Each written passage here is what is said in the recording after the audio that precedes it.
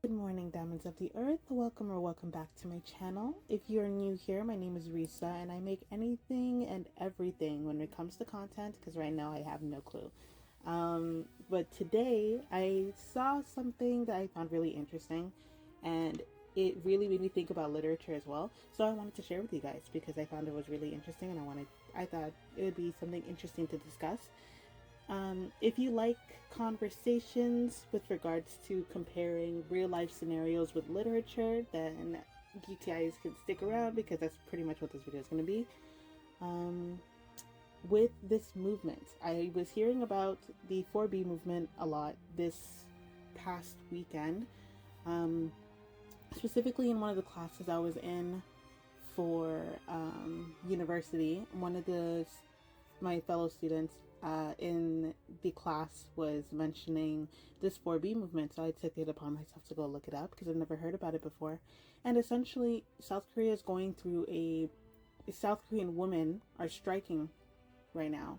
I won't, maybe not really a strike, but there's an active movement going around that had started in 2018.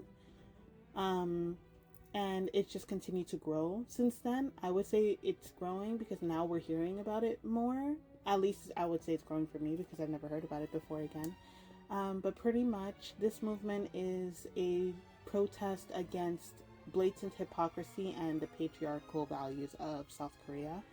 And also it's a protest against the pro-natalist states now that they're trying to reinforce as a result of their low birth rates that have been a huge concern for the government of South Korea. So a lot of women, they are striking, and they're striking against 4Bs, but the Bs are really just a representative of the first letter in the Korean word itself. So the 4Bs were Pyeon, which is marriage in the heterosexual sense. I think that's really worth emphasizing. Then it's Pichusan, I think. I'm sorry if my Korean is horrible. Pichusan, which is childbirth. We have Pyeone, which is dating.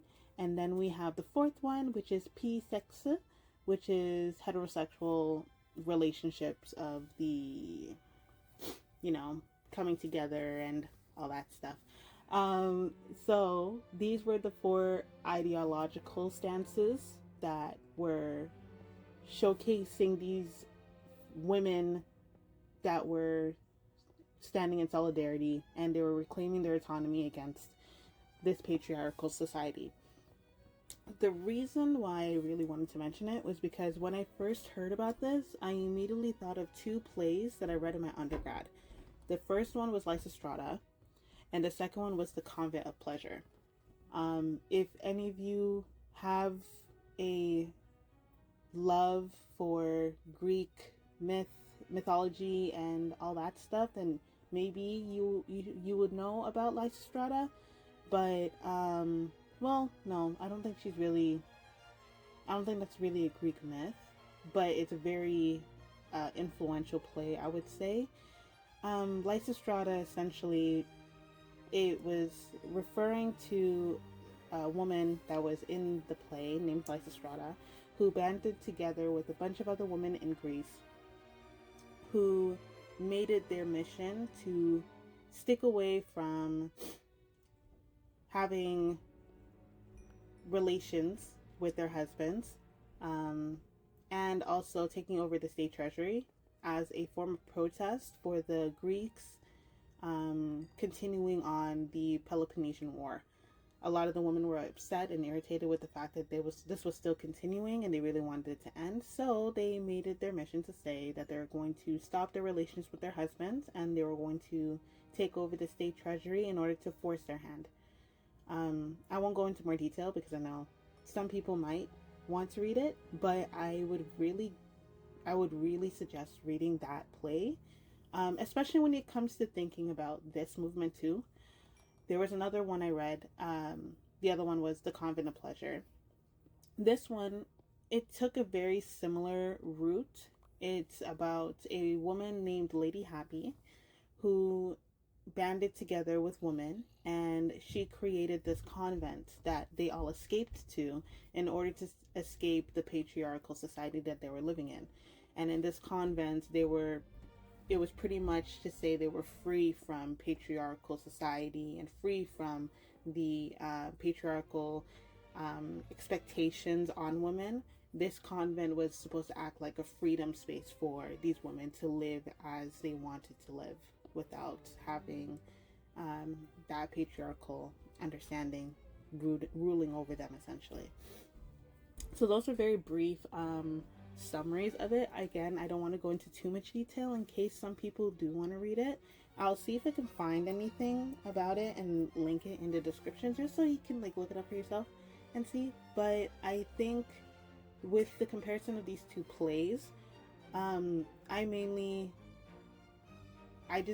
I wonder how this movement really is going to turn out. And the reason why I wonder is because even though we have a name for it in South Korea, I've been noticing, especially in North America, that this has been a similar trajectory that people have been taking.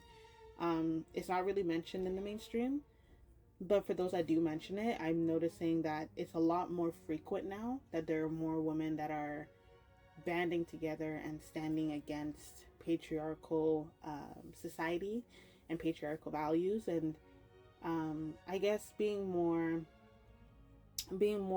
intentional with the decisions that they're making when it comes to the relationships that they're engaging in, but also being aware of relationships around them and seeing how those relationships function, and then questioning for themselves, is this a thing for me? Is this perfectly fine for me, or whatever?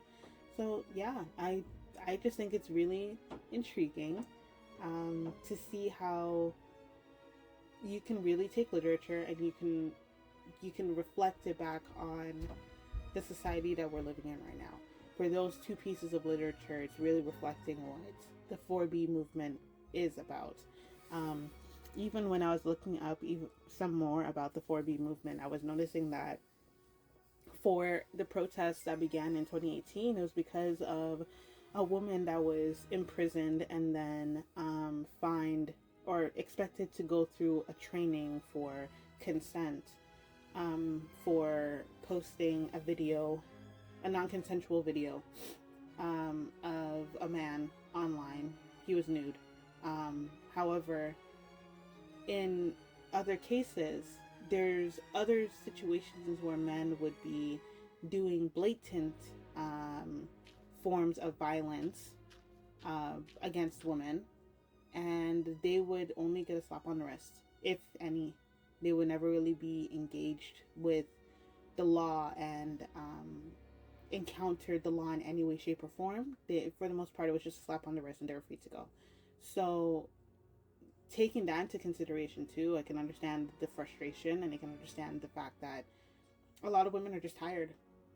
And I have been noticing it too. I was looking into their society at one point in time because I was really interested in moving over there. Not moving, but I was very interested in visiting, and I was looking up the cases for women, violence against women over there, because I was hearing some word of it, and there was a lot of things I found very concerning with regards to the way that they treat violence against women over there.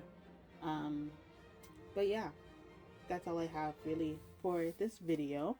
I was wondering if you guys think that this is a path that many more women will subscribe to on an international scale, or if it's possible for this to have an effective change with the autonomous rights to be withheld from the state, because we know that whenever it comes to countries, they need us to have their kids in order for them to have enough people for war and stuff. That's what they need us for, pretty much. They need us to have kids. So I'm wondering how would a country function if in this situation, how would they function if a lot of women were deciding that they did not want to have kids? How would they function if everyone decided, no, we're not having any more children? We're just gonna remain celibate for the rest of our days, and we're not gonna have any more. How would it function? That's kind of like where my thought process is right now. But I would love to hear you guys' comments down below. Um, and I hope you guys have a fantastic week, and I will see you guys in the next one. Bye, my loves.